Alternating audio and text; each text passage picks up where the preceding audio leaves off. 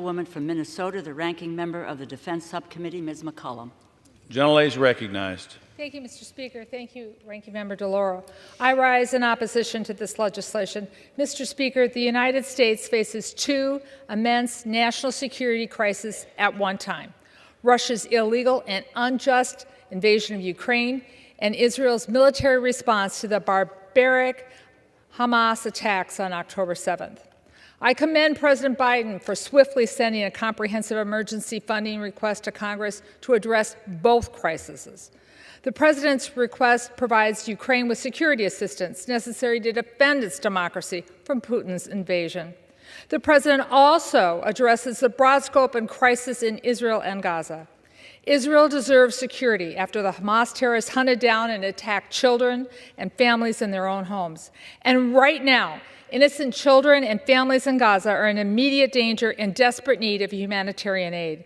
And that's why it's unfortunate that a few fringe Republicans insisted on bringing this bill to the floor, a bill that President Biden says he'll veto.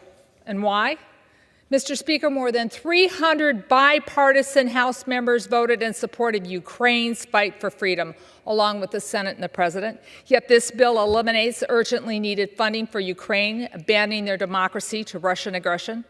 And this bill has no humanitarian aid for the Palestinians in Gaza, who are suffering without access to food, water, and even safe shelter. Mr. Speaker, for the security of both the Palestinians and Israeli families, the violence must stop, and all hostages must be released. And we must work with the United Nations and regional partners on a ceasefire that holds every party accountable. Until then, declared safe areas must be truly safe for civilians fleeing violence. And finally, this bill ignores a bipartisan precedent of emergency appropriation bills without an offset.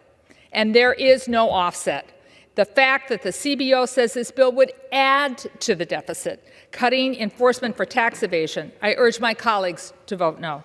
Gentlelady's time has expired. The gentlelady from Connecticut reserves. Gentlelady from Texas.